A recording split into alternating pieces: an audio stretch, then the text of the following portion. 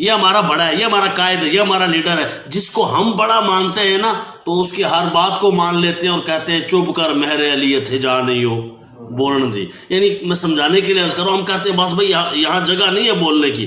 بھائی تمہیں نہیں سمجھ آئی تو اور بات ہے، پر ابا ٹھیک کہہ رہا ہے، لیڈر ٹھیک کہہ رہا ہے، قائد ٹھیک کہہ رہا ہے. تو بھائی جب ہم اپنے بڑوں کی بات مانتے ہیں تو وہ جو سب سے بڑا ہے، جس کو ہم کہہ رہے ہیں اللہ اکبر، جو سب سے بڑا ہے، تو بتاؤ اس کی بات نہ ماننا اور اپنے کسی چھوٹے کی جو رب سے چھوٹا ہے اس بڑے کی بات ماننا اور اس کی نہ ماننا جس نے اسے بڑا بنایا، کتنی عجیب بات ہوگی اور کتنی بد نصیبی اور بدقسمتی ہوگی. اس لیے جب اللہ اکبر کہا تو زبان کے ساتھ ساتھ دل بھی تصدیق کرتا ہو کہ جب اسے بڑا مانا ہے تو بس اسے ہی بڑا مانا ہے. اب اس کو ہی بڑا مانا جائے گا جس کو وہ کہے گا کہ یہ بڑا ہے. اور آپ کو تو پتہ ہے نا کہ ہم نے اپنے بڑوں سے سنا ہے کہ صرف اللہ ہی ان سے بڑا ہے. اللہ تبارک و تعالی نے بھی جس کو بڑا بنایا تو حضور ہی ہیں. بعد از خدا بزرگ توئی قصہ مختصر. سب سے بڑا اگر کائنات میں اللہ کے بعد ہے تو وہ کون سی ذات گرامی ہے؟ میرے اور آپ کے آقا و مولا محمد رسول اللہ صلی اللہ تعالی علیہ وآلہ وسلم کی، جن پر قرآن نازل ہوا، جنہوں نے شریعت دی، جنہوں نے شریعت سکھائی. تو آپ نے کہا اللہ اکبر. لو جی اللہ اکبر کہہ کے جب آپ نے ہاتھ اٹھایا نا تو آپ نے کہہ دیا ہاتھ اٹھ گئے یا اللہ بس اب دنیا سے ہاتھ اٹھا کر صرف تیری طرف ہی لو لگائی ہوئی ہے، ساری دنیا سے ہاتھ اٹھا دیے. یہ کیسا بندہ ہے کہ ہاتھ اٹھے ہوئے ہیں پھر بھی خیالات دنیا کی طرف جا رہے ہیں. یہ بھی توجہ کرنی ہے، خیال ہو اس کا جس کی عبادت کی جا رہی ہے. اللہ اکبر. سبحانک اللہم و بحمدک. ہم کہہ رہے ہیں یا اللہ تیری ذات پاک ہے اور تیرے ہی لیے تعریفیں ہیں. سبحانک اللہم و بحمدک و تبارک اسمک، اور تیرے نام کی برکتیں ہیں. سبحان اللہ. وتعالی جدک، شان تیری بلند ہے. ولا الہ غیرک، تیرے سوا کوئی عبادت کے لائق نہیں. جب آپ نے کہہ دیا یا اللہ تیری ذات پاک ہے تو آپ نے یہ کہہ دیا کہ میرا نظریہ ہے کہ ہر ناپاکی تجھ سے دور ہے، ہر رجس تجھ سے دور ہے، ہر عیب تجھ سے دور ہے. تو لہذا یہ نہیں کہہ سکتے کہ اللہ جھوٹ بول سکتا ہے ورنہ کفر ہو جائے گا. کیوں؟ کیونکہ جھوٹ عیب ہے اور اللہ بے عیب ہے. اللہ جھوٹ تو ہم حضور کے لیے بول سکتے ہیں، بولو نہیں، بلکہ میں اگر کسی کے باپ کے لیے کہہ دوں کہ وہ تو جھوٹا ہے تو آپ کہیں گے کمال بات آپ نے کر دی. چلو جھوٹا بھی نہ کہوں، صرف اتنا کہہ دوں میں جھوٹا تو نہیں ہے، یعنی جھوٹ بولتا تو نہیں ہے پر جھوٹ بول سکتا ہے، اس کی کیا بات ہے، وہ تو جھوٹ بول سکتا ہے. پھر بھی ایک عیب نظر آئے گا کہ یار کیسی باتیں کر رہا ہے. تو اللہ تبارک و تعالیٰ کے لیے جب آپ نے کہا سبحانک اللہم تو یہ عقیدہ بتا دیا کہ اللہ ہر عیب سے پاک ہے. پھر اس کے بعد آپ نے ثنا کے بعد کہا اعوذ باللہ من الشیطان الرجیم. اس کا معنی کیا ہے کہ میں پناہ مانگتا ہوں اللہ کی شیطان مردود سے. پتہ چلا کہ جب بھی پناہ مانگو تو اللہ کی پناہ مانگو. سب سے پہلے اعوذ باللہ پڑھو. جو ہی اللہ کی پناہ میں آ جاؤ گے تو آپ کو پتہ ہے نا کہ یہاں اگر کسی طاقتور کی پناہ مل جائے تو ہم کہتے ہیں اے فلاں کے ہم بندے لگتے ہیں، ہم فلاں کے پاس رہتے ہیں، ہم فلاں کے ہیں، یہ تھا نا ساڈا ہے، اتنے ساڈے رہندے نے بندے. اسی طرح لوگ کہتے رہتے ہیں. تو جب آپ اعوذ باللہ کہہ دیں تو کہہ سکتے ہیں ان جو مرضی کرنا ہی کر لے، میں رب دی پناہ وچ آ گیا ہوں. اعوذ باللہ من الشیطان الرجیم. جب بھی بندہ کسی برائی کی طرف بھاگنے لگے یہ دعا پڑھ لے، یہ اعوذ باللہ پڑھے، اللہ کریم اس کو برکت نصیب فرمائے گا اور برائی سے دوری نصیب فرمائے گا. اچھا یہاں لفظ ہے شیطان مردود سے. یہ بھی ہو سکتا تھا نا کہ میں پناہ مانگتا ہوں اللہ کی شیطان سے، بس کافی ہے. یہ لفظ مردود کیوں کہا؟ شیطان آگے رجیم، مردود کیوں کہا؟ پتہ چلا جڑا مردود ہوئے انہوں مردود آکھنا جائز ہے. جو مردود ہو، راندہ درگاہ الہی ہو، رد کر دیا گیا ہو، اسے مردود کہنا قرآن کی بھی سنت ہے، مصطفیٰ کی بھی سنت ہے، ہر مومن مسلمان کی بھی سنت ہے. ہر مومن مسلمان کہتا ہے کہ نہیں اعوذ باللہ من الشیطان الرجیم، کہ شیطان تک ختم کر دیتا ہے، نہیں رجیم بھی کہتا ہے. اور شیطان ہے تو صبر کرتے ہیں میں مردود شٹ مارنا نا میں مردود علی. تو بسم اللہ الرحمن الرحیم ساتھ ہی کہا شروع کرتا ہوں. یہ لفظ کہا جاتا ہے شروع کرتا ہوں. یہ شروع کرتا ہوں کس کا ترجمہ ہے؟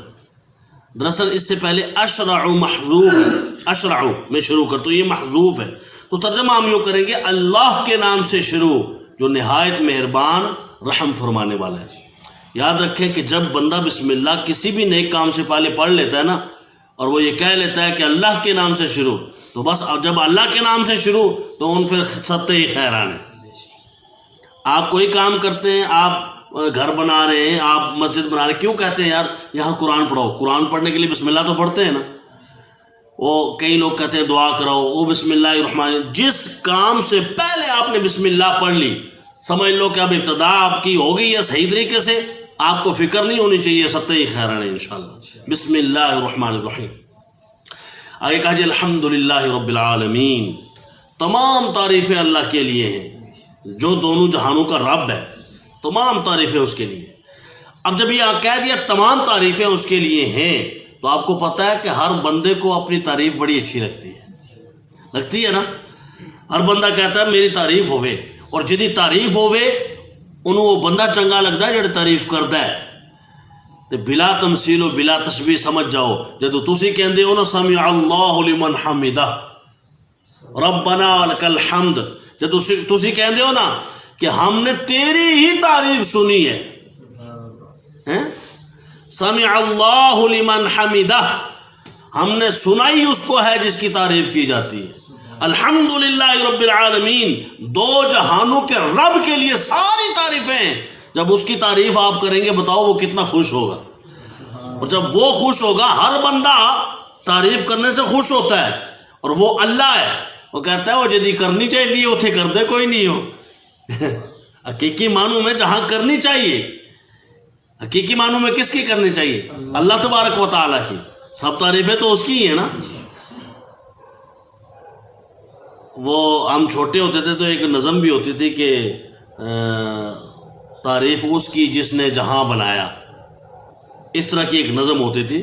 وہ ہماری امی ہمیں بار بار پڑھاتی تھی کہ یہ نظم پڑھو بیٹا، یہ نظم پڑھو، تو مجھے ابھی یاد آئی کہ سب تعریفیں اللہ رب العالمین کے لیے، یہ کہنے سے آپ کا رب آپ سے راضی ہو جائے گا۔ بھائی میری تعریف پیا کرتا ہے، وہ فرشتوں تک کو صحیح نہ تسی کی کہندے سو یہ تو میری تعریف کرتا ہے، لیکن ٹڈو کرو دیتا، دلوں کرو دیتا۔ الحمدللہ رب العالمین الرحمن الرحیم، رحمان بھی ہے اور رحیم بھی ہے، رحم کرنے والا ہے، اور کس قسم کا رحمان ہے؟ رحمان یہاں دنیا میں ہے۔ رحمان علماء کرام اس کی تفسیر کرتے ہیں، رحمان کا معنی یہ ہے کہ وہ اللہ تبارک و تعالی جو آج کافروں اور مسلمانوں سب پر یکساں کرم کرتا ہے، ہر ایک کو پالتا ہے، ہر ایک کو دیتا ہے، ہر ایک کو نوازتا ہے، لیکن کل قیامت والے دن جب یوم حساب ہوگا اس وقت صرف مسلمانوں کو نوازا جائے گا، صرف ان پر رحم ہوگا۔ لہذا کل اللہ تبارک و تعالیٰ کے ذات گرامی کے لیے صفت رحیمی کا اظہار ہوگا۔ مالک یوم الدین، جو روز جزا کا، قیامت والے دن کا مالک ہے، آج کے دن کا مالک نہیں ہے، آج کے دن کا بھی ہے، لیکن کہا سمجھ جاؤ کہ روز جزا آنے والا ہے، جو تم نے کیا اس کی تمہیں سزا یا جزا ملے گی۔